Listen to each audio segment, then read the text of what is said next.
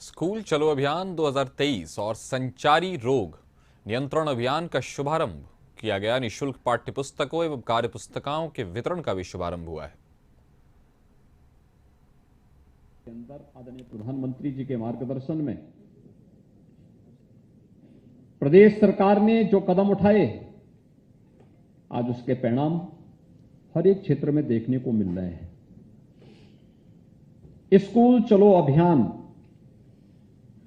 इस अभियान का शुभारंभ हम लोगों ने 1 जुलाई 2017 में प्रारंभ किया था।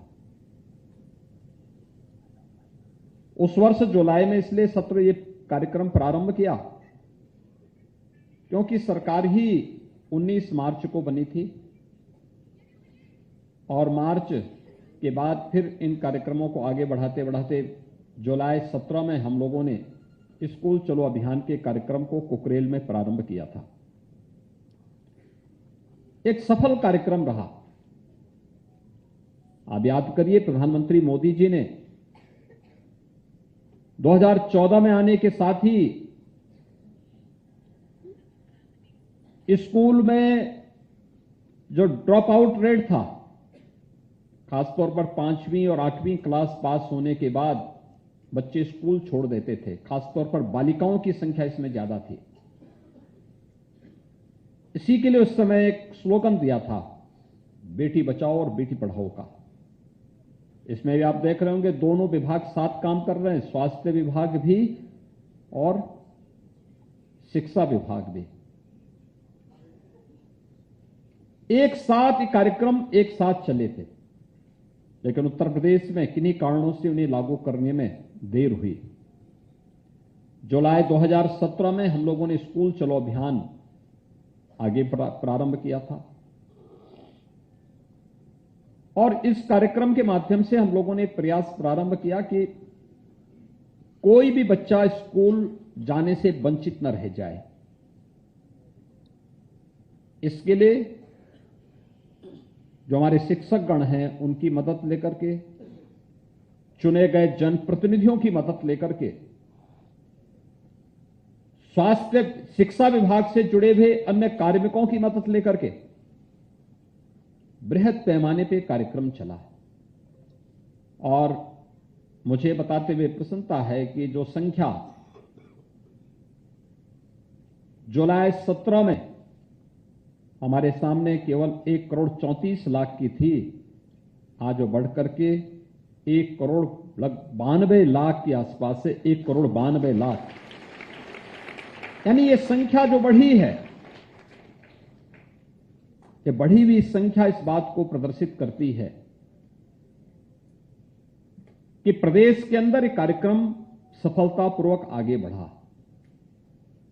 आज हमारे सामने जब हमारे विधायक गण आते हैं, जनप्रतिनिधि गण आते हैं, तो वह अपने विधानसभा क्षेत्र में बेसिक शिक्षा परिषद के स्कूलों में ऑपरेशन कायाकल्प के माध्यम से हुए परिवर्तन के बारे में चर्चा जरूर करते हैं।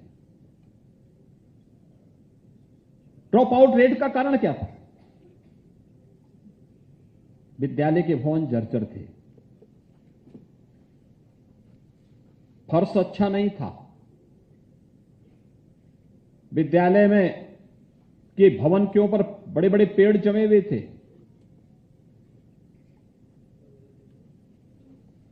बालक और बालिकाओं के लिए अलग अलग टॉयलेट नहीं थे,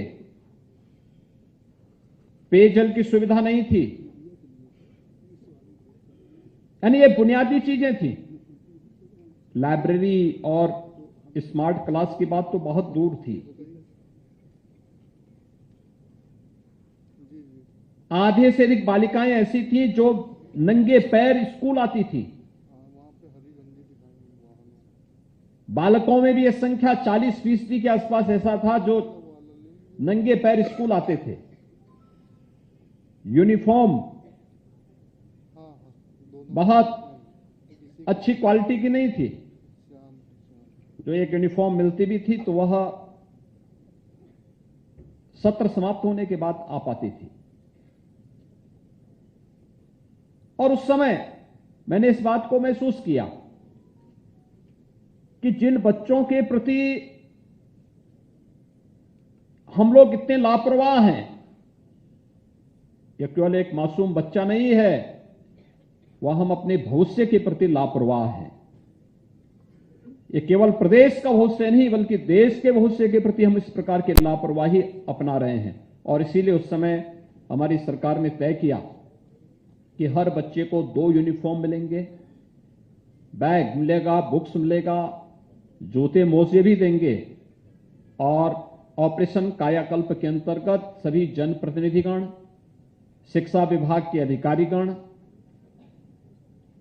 प्रशासनिक अधिकारियों ने, पुलिस अधिकारियों ने, पूर्व छात्रों ने मिलकर के एक एक विद्यालय को गोद लिया। और मुझे बताते हुए प्रसन्नता है कि कुल 1,56,000 विद्यालयों में से 1,36,000 को ऑपरेशन कायाकल्प के अंतर्गत अब तक हम बुनियादी सुविधाओं के साथ साथ स्मार्ट क्लास और अन्य सुविधाओं से आच्छादित कर चुके हैं।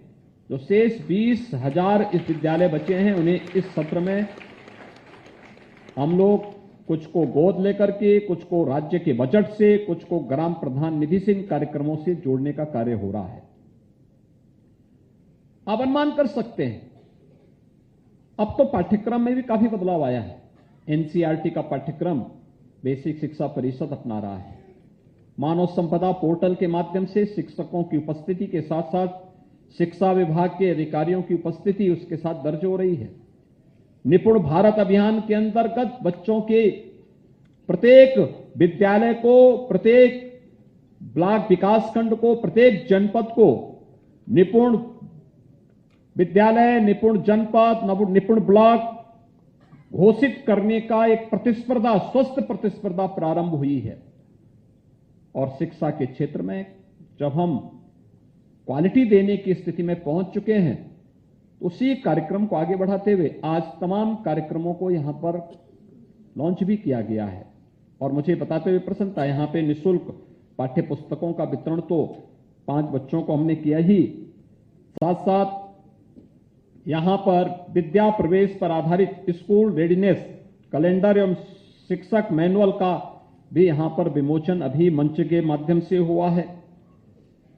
बालिकाओं को मिशन शक्ति के अंतर्गत रानी लक्ष्मीबाई आत्मरक्षा प्रशिक्षण मॉड्यूल के विमोचन के साथ साथ इस प्रशिक्षण कार्यक्रम का भी उद्घाटन का कार्यक्रम यहां पर संपन्न हुआ है। निपुण भारत अभियान के अंतर्गत छात्र छात्राओं को रिपोर्ट कार्ड भी यहां पर वितरण के ढेर सारे कार्यक्रम एक साथ यहां पर आयोजित हुए हैं। ये कार्यक्रम बताते हैं हम एक सकारात्मक दिशा में आगे बढ़े हैं। और बेसिक शिक्षा परिषद और शिक्षा क्षेत्र में जो परिवर्तन हुए हैं, आप अनुमान करिए कि बेसिक और माध्यमिक शिक्षा में ही हम लोगों ने 1,60,000 शिक्षकों की तैनाती की, उनकी नियुक्ति दी, उन्हें फिर से शासकीय तैनाती दी। यानी 1,60,000 स्कूल ये बताते थे कि 1,60,000 शिक्षकों की तैनाती इस बात को प्रदर्शित करती है कि यहां पे इतने शिक्षक थे ही नहीं। और इनको वहां पर नियुक्ति पत्र देने के साथ जो कार्यक्रम आज आगे बढ़े हैं, उसके परिणाम हम सबके सामने हैं।